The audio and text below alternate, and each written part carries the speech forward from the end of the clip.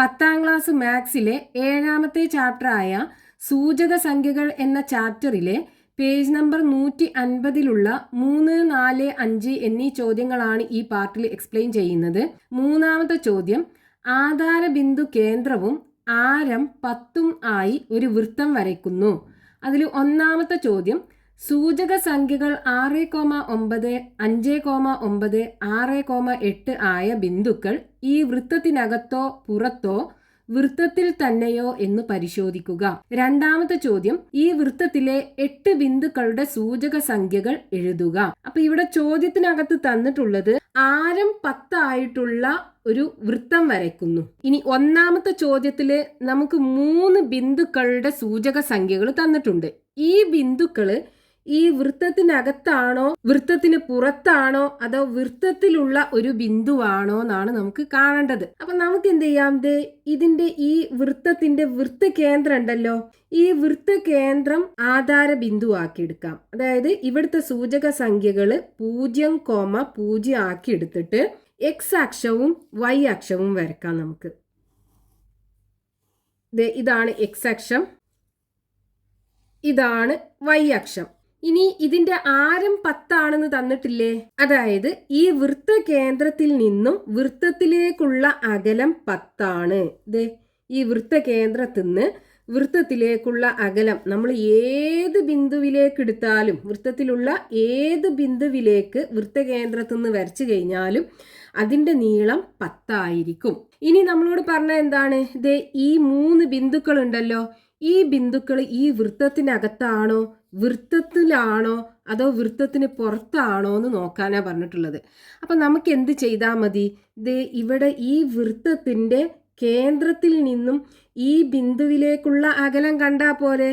ആ അകലം 10 ആണ് നമുക്ക് കിട്ടുന്നത് എന്നുണ്ടെങ്കിൽ ഈ വൃത്തത്തിലെ ഒരു ബിന്ദു ആയിരിക്കും. ഇനി 10നേക്കാളും കൂടുതലാണെന്നുണ്ടെങ്കിൽ ആ ബിന്ദു വൃത്തത്തിന് പുറത്തായിരിക്കും. ഇനി 10നേക്കാളും കുറവാണെന്നുണ്ടെങ്കിൽ വൃത്തത്തിനകത്താകുമല്ലോ. അപ്പൊ നമുക്ക് എന്ത് ചെയ്താൽ മതി, ഈ വൃത്തകേന്ദ്രത്തിൽ നിന്നും ഈ ഓരോ ബിന്ദുവിലേക്കുള്ള അകലം കാണുക. അപ്പോൾ ഒന്നാമത്തെ ബിന്ദു എ ആക്കി എടുക്കാം, രണ്ടാമത്തെ ബിന്ദു ബി ആക്കി എടുക്കാം, മൂന്നാമത്തെ ബിന്ദു സി യു ആക്കി എടുക്കാം. ഇനി ഓരോ ബിന്ദുവിലേക്കുള്ള അകലം കാണുക. അപ്പൊ അകലം കാണാനുള്ള ഫോർമുല എന്താണ്, അകലം equal to 2 ബിന്ദുക്കള് x1, y1, x2, y2 ആണെന്നുണ്ടെങ്കിൽ x1 minus x2 the whole square plus y1 minus y2 whole square. ഇതല്ലേ ഫോർമുല. ഇനി നമുക്കിത് ഒരു ബിന്ദു ഒറിജിൻ ആണെന്നുണ്ടെങ്കിൽ, അതായത് ആധാര ബിന്ദു ആണെന്നുണ്ടെങ്കിൽ ഈ ബിന്ദുവിൽ നിന്നും ഏതൊരു ബിന്ദുവിലേക്കുള്ള അകലം കാണാൻ നമ്മൾ വേറൊരു ഫോർമുലയും കൂടെ പഠിച്ചിട്ടുണ്ടല്ലോ. എന്താണ്, X square plus Y square.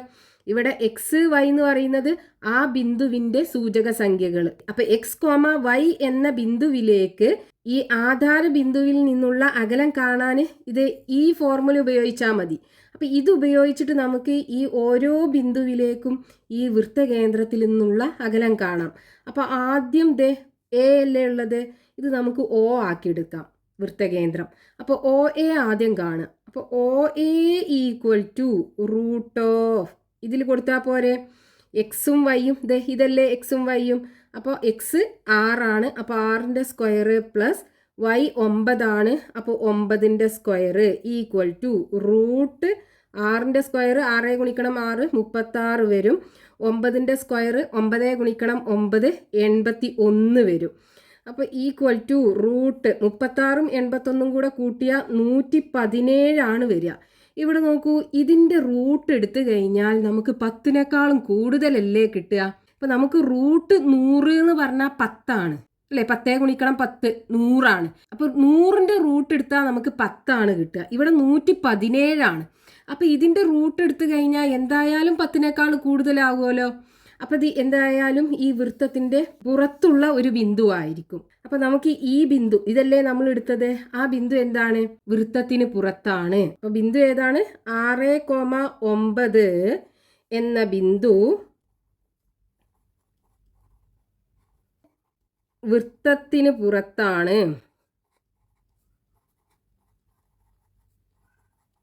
ഇനി രണ്ടാമത്തെ ബിന്ദുവിലേക്കുള്ള അകലം കാണുക. അതായത് ഒയിൽ നിന്നും ബിയിലേക്കുള്ള അകലം OB കാണുക. അപ്പോൾ OB equal to root X square എന്താണ് 5 സ്ക്വയർ അല്ലേ plus 9 square equal to root of 5 square എന്ന് പറഞ്ഞാൽ 25. 5 ഗുണിക്കണം 5 25 വരിക.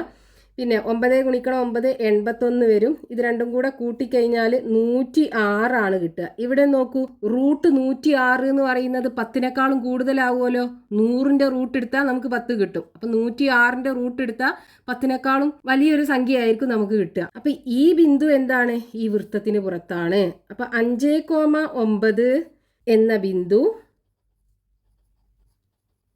വൃത്തത്തിന് പുറത്താണ്.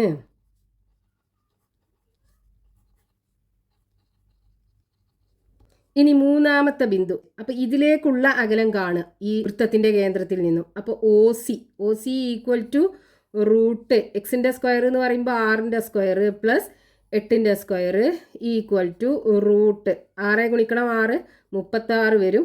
8 ഗുണിക്കണം 8 64 വരും. 36ഉം 64ഉം കൂടി കൂട്ടിയാൽ 100 കിട്ടുക.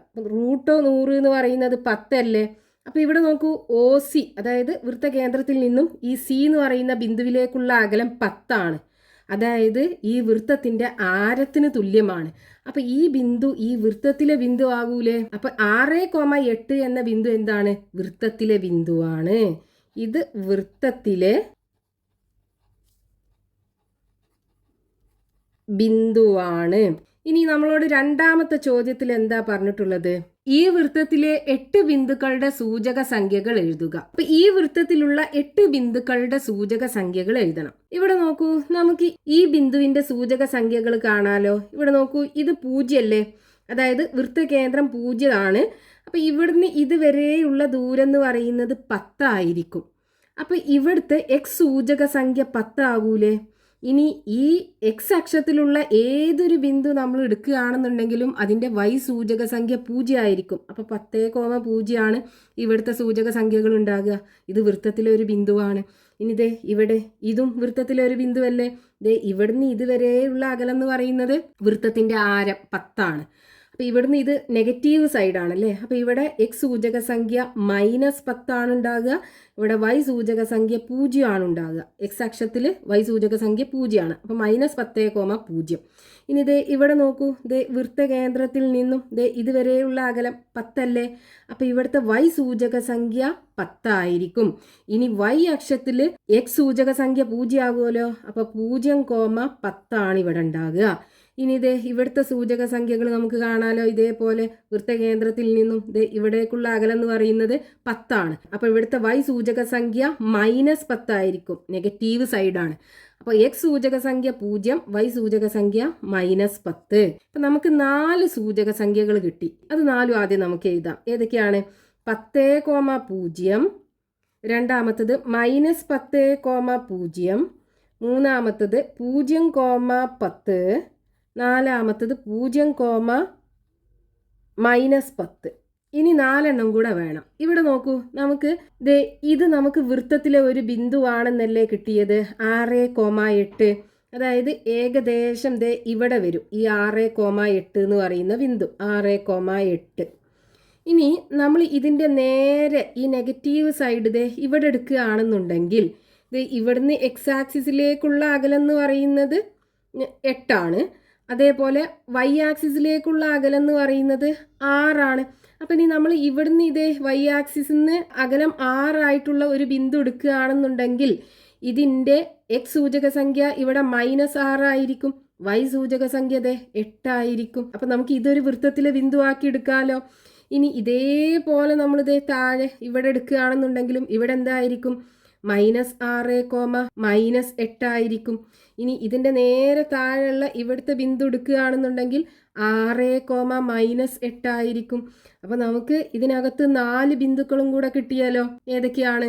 6, 8, രണ്ടാമത്തത് -6, 8, മൂന്നാമത്തത് -6, -8, നാലാമത്തത് 6, -8.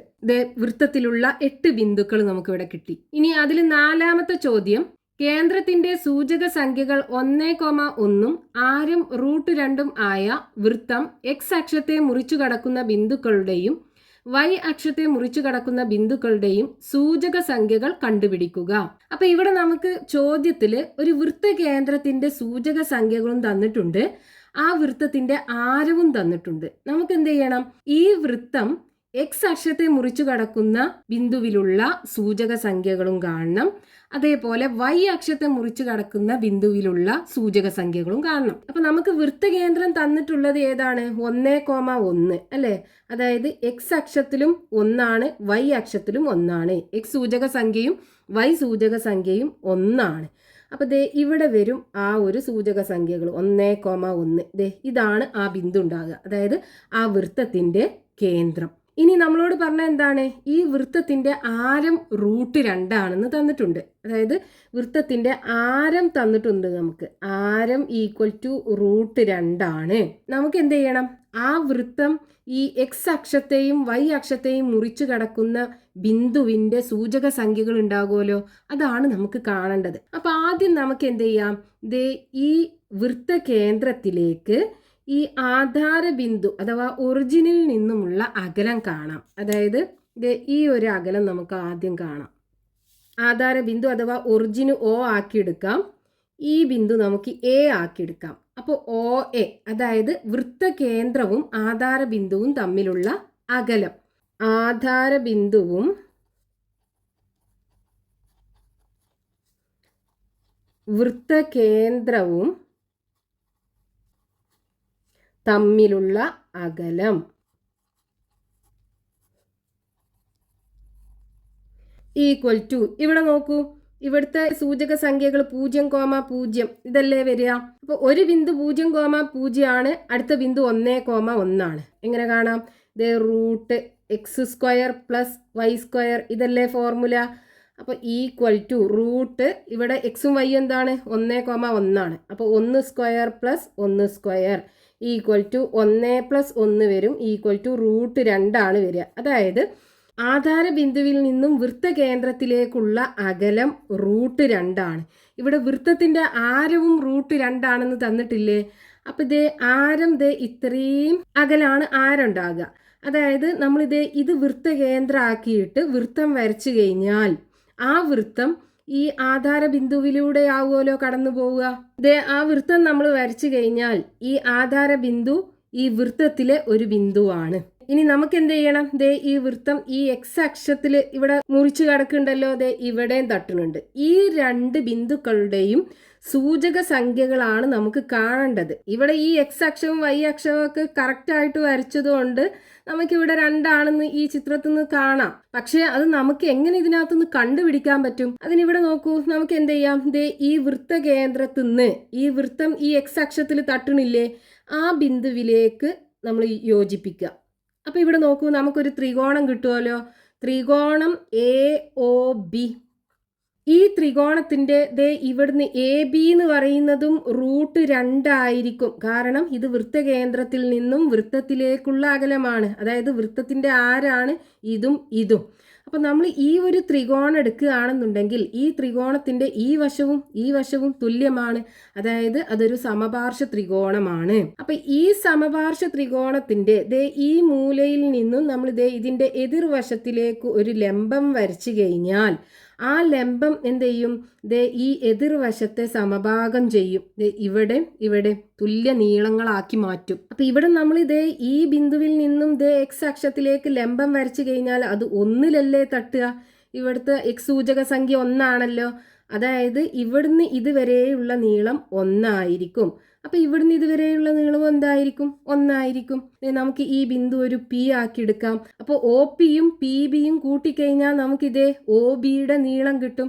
അതായത് ഈ ആധാര ബിന്ദുവിൽ നിന്നും ഈ ബിന്ദുവിലേക്കുള്ള അകലം x സൂചക സംഖ്യ. അപ്പൊ നമുക്ക് എങ്ങനെ എഴുതാം?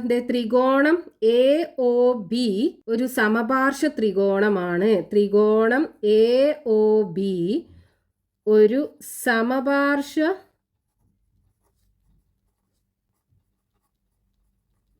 ത്രികോണമാണ്. അപ്പോൾ സമപാർശ്വ ത്രികോണത്തിന്റെ ഈ മൂലയിൽ നിന്നും തുല്യമല്ലാത്ത വശത്തിലേക്ക് വരക്കുന്ന ഈ ലംബം എതിർവശത്തെ സമഭാഗം ചെയ്യും. അതായത് ഒ പിയും പി ബിയും തുല്യമായിരിക്കും. രണ്ടും ഒന്നാണ് ഉണ്ടാകുക. അപ്പം ഇനി നമുക്ക് ഒ ബി കാണാലോ. ഒ ബി ഈക്വൽ ടു എന്ത് വരും?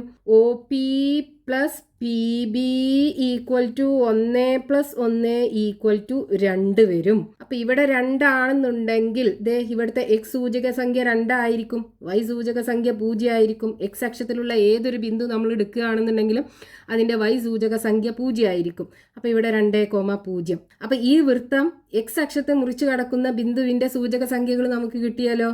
എക്സ് അക്ഷത്തെ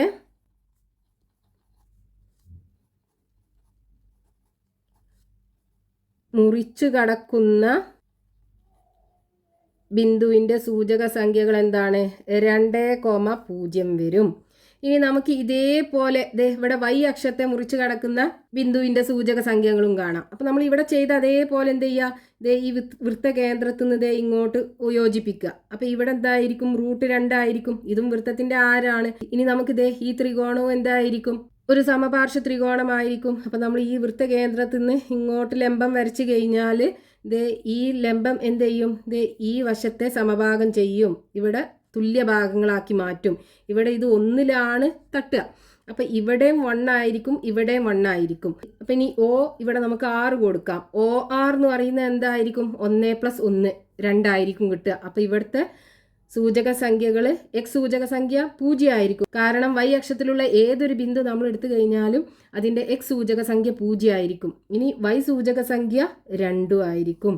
അപ്പം ഈ വൃത്തം വൈ അക്ഷത്തെ മുറിച്ച് കടക്കുന്ന ബിന്ദുവിൻ്റെ സൂചക സംഖ്യകളും നമുക്ക് കിട്ടിയാലോ. അപ്പം വൈ അക്ഷത്തെ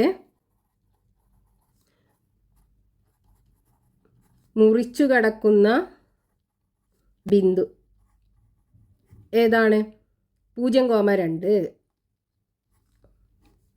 ഇനി അതിൽ 5ാമത്തെ ചോദ്യം, ഒരു ത്രികോണത്തിന്റെ മൂലകൾ 0,0, 4,0, 1,3 എന്നീ ബിന്ദുക്കളാണ്.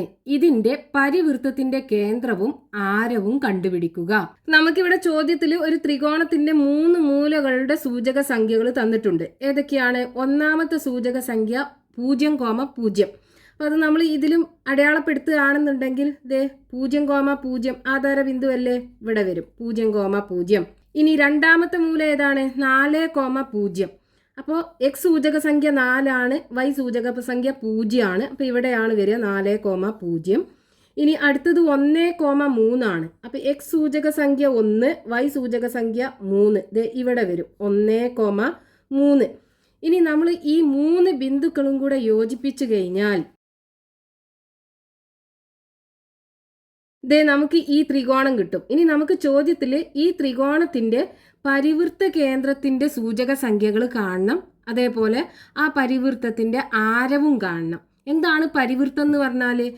ഈ ത്രികോണത്തിന്റെ 3 മൂലകളിലൂടെയും കടന്നു പോകുന്ന ഒരു വൃത്തത്തിനെയാണ് നമ്മൾ ഈ ത്രികോണത്തിന്റെ പരിവൃത്തം എന്ന് പറയുക. ആ പരിവൃത്തം നമ്മൾ വരച്ചു കഴിഞ്ഞാൽ നമുക്ക് ഇങ്ങനെ കിട്ടും. നോക്കൂ, ഈ ത്രികോണത്തിന്റെ 3 മൂലകളിലൂടെയും ഈ വൃത്തം കടന്നു പോകുന്നുണ്ടല്ലോ. 3 മൂലകളും ഈ വൃത്തത്തിലുള്ള ഒരു ബിന്ദുവാണ്.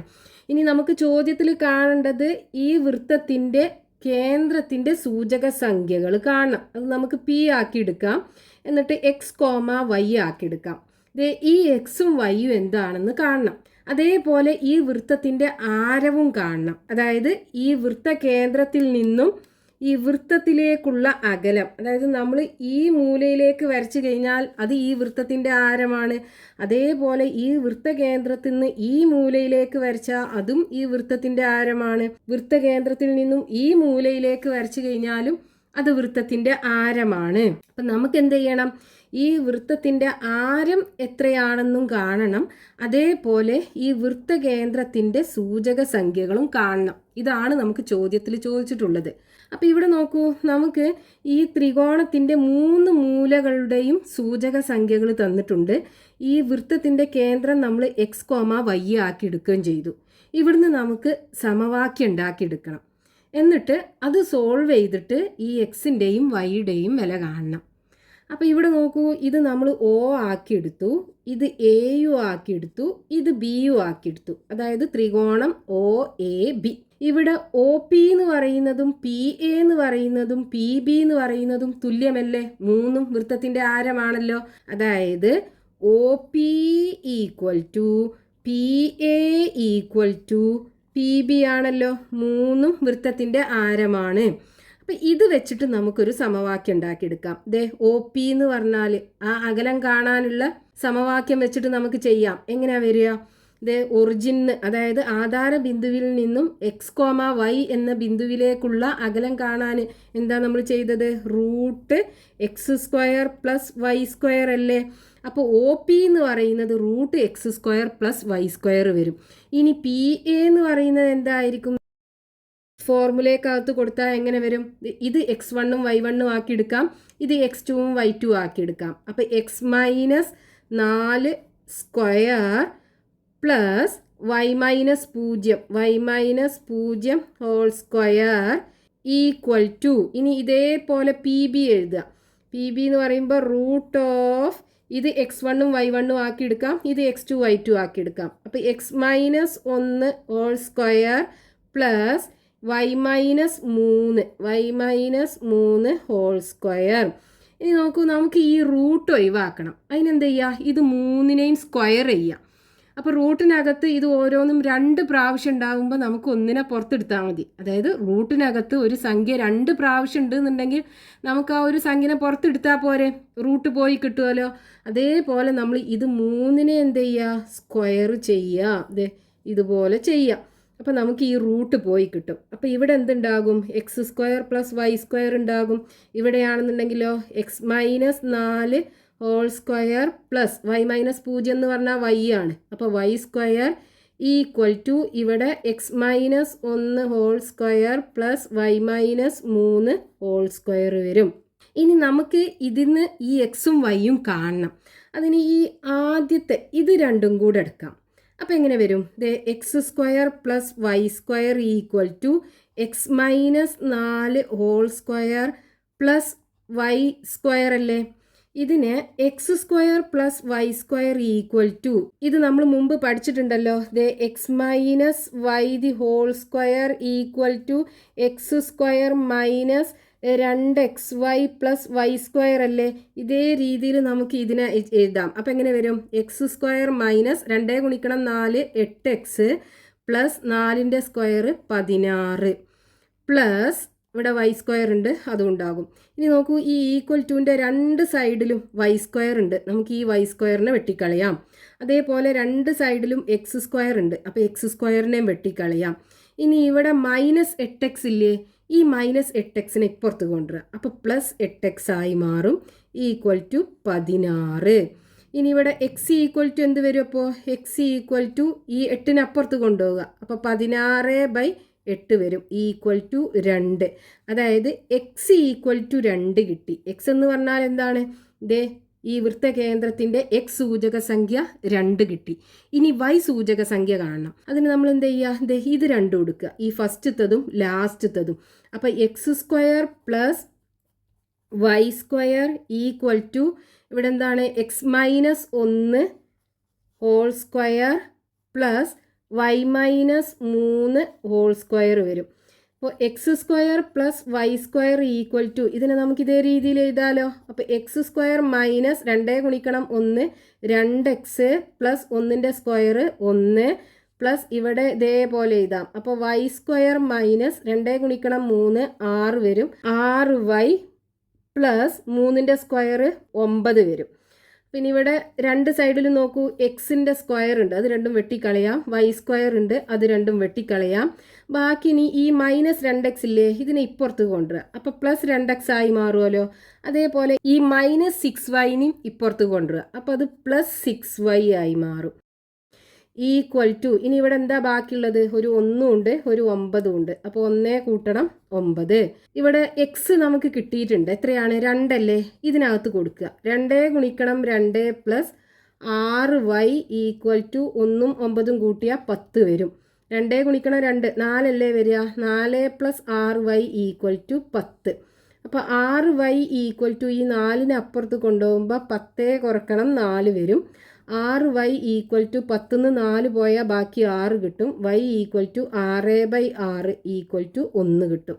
അപ്പോൾ y കിട്ടി. അതായത് ഇവിടുത്തെ y സൂചക സംഖ്യ 1 ആണെന്നും കിട്ടി. അതായത് ഈ വൃത്തകേന്ദ്രത്തിൻ്റെ സൂചക സംഖ്യകൾ 2,1 ആണെന്ന് കിട്ടി. ഇനി നമുക്ക് ഈ വൃത്തത്തിൻ്റെ ആരവും കാണാൻ പറഞ്ഞിട്ടുണ്ടല്ലോ. അപ്പോൾ ആരം ഈക്വൽ ടു റൂട്ട്, ഇതല്ലേ ആരം. ആധാര ബിന്ദുവിൽ നിന്നും x, y ഇതിലേക്കുള്ള അകലം എന്താണ്? x² + y² ഈക്വൽ ടു എന്ത് വരും? x എന്താണ്? 2 അല്ലേ. അപ്പോൾ 2ന്റെ സ്ക്വയർ പ്ലസ് y 1 ആണ്. 1ന്റെ സ്ക്വയർ ഈക്വൽ ടു 2ന്റെ സ്ക്വയർ 4, 1ന്റെ സ്ക്വയർ 1 വരും ഈക്വൽ ടു √5. അപ്പം നമുക്ക് ഈ വൃത്തത്തിൻ്റെ കേന്ദ്രവും കിട്ടി, ആരവും കിട്ടി. വൃത്തകേന്ദ്രം എന്താണ്? വൃത്തകേന്ദ്രം ആധാര ബിന്ദു എന്താണ് കിട്ടിയത്? 2,1. അതിൻ്റെ ആരം കിട്ടിയത് √5 യൂണിറ്റ്. ഇത് രണ്ടുമാണ് നമ്മളോട് ചോദ്യത്തിൽ കാണാൻ പറഞ്ഞിട്ടുണ്ടായിരുന്നത്.